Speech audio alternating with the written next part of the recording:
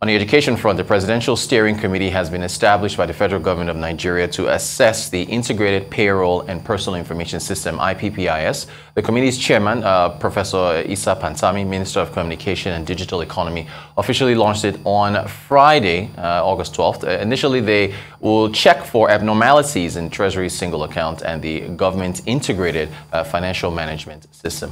Joining us to discuss further, Arise Business Analyst Chika Mbonu. Chika, very welcome. Good morning to you. Good morning. Welcome to a new week. Yes, indeed, a new week. Would you like to address this new committee from us? No, I'm talking about civil servants. Ah, yes, the salaries issue. Yes, please. The budget research report. Yeah. I mean, we will not go in to mention state names. Yes. Simply because, as usual, as expected, some states are going to budget and then saying, no, we don't owe, or you say we owe 6 months, but what we owe is only one month. And we have had cause to talk about the fortunes of Nigerian civil servants in this program several times. Yep. We started by talking about the national minimum wage. Yep. That not even many states have implemented the national minimum wage. And at the last count, we had at least about less than half of the states have implemented that. And then we even went on to talk about the consequential adjustments arising from the minimum wage. Yep.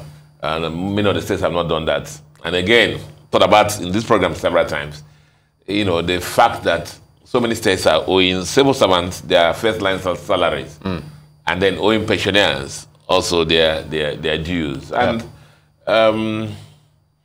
the global issue we know is the fact that oil revenues are dwindling, and the accruing to the states is limited or reducing as the months go by.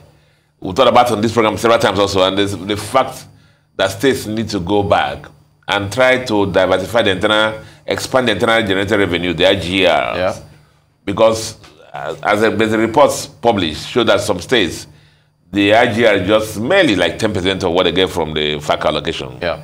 Now, FAC allocation has some question mark on it now. And so there are big issues here that talk about the relevance of some states, the survival of some states. Why are the states there? We don't even know that what's happening in some other states. So the big issues, revenues for the country is dwindling. Oil revenues are dwindling. It's only oil that everybody's sharing. But the states also have to become economic centers. Yeah. Many states interesting for investors coming and build factories so that employees will come down and work and then they will collect tax. But those things are not happening. Yeah. Now, be that as man, when you don't have revenues coming, at least you should moderate your lifestyle. Yep. You have heard me talk about in this program that the kind of lifestyle a lot of state governors are living also is just outlandish. Every state governor in Nigeria literally, flies private jets. Yeah. You never see them, I travel so much, so I never see them at the airport keying up to fly enter aircraft like we do, And everything, the cars they drive, everything, just the level of profligacy is so high, and yet you have the conscience and heart to, owe civil servants. And so those that that when they're going for re-election, second term election, that's when they start clearing areas of salary towards election. So the workers are in trouble.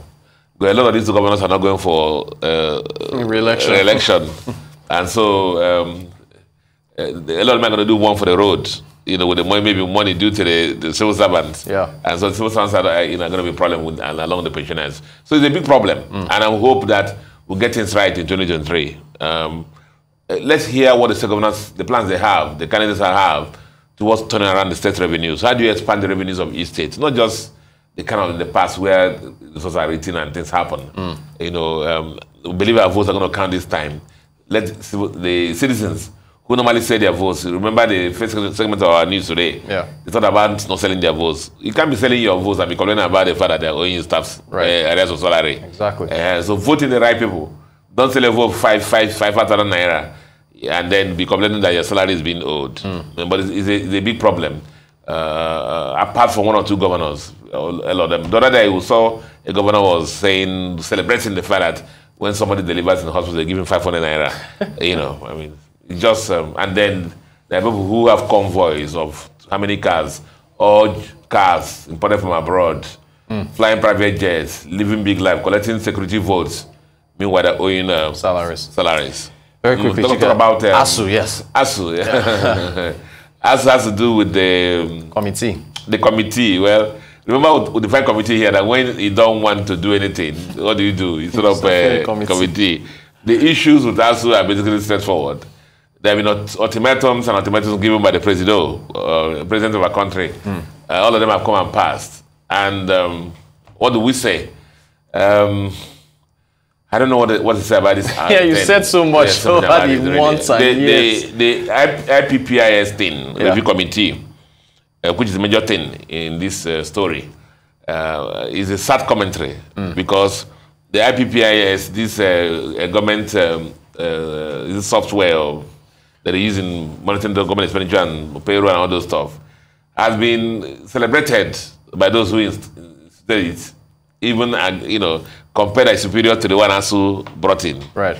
But lo and behold, the gatekeepers of the software knew the chinks and the weaknesses of the software, and used it to take hundreds of billions of naira for the federal government pause. So ASU has been given a lot of ammunition. All the excuses government has given for not meeting ASU's demand, have come fallen flat on the face. The software that they are promoting, look at it, has so many weaknesses. Expenditures that I've been talking about, ASU has rubbished so many of them. Even though I don't know where we're going to get 1 trillion, if 1 trillion is really... pay them. But I think 1 trillion is just like the word. Yeah. But I think the issue is the sincerity. Let that be a plan. See, if you're owing somebody 1 trillion, show a plan. Right. To pay the money. To pay the money. Yeah. How I'm going to do it. I don't have it now, but this is what the plan is. I think that people should understand that. And the longer they're going to hold at this, and after time, they will not hold anything. They won't have anything to hold again. Right. That's the truth. They will not have anything to hold again. I mean, the strike will make no meaning again. And that's what's going to happen. Wow. All right, Business Analyst Chika Mbonu. Chika, as always, thank you for joining us to discuss these headlines. We appreciate your insights, as always.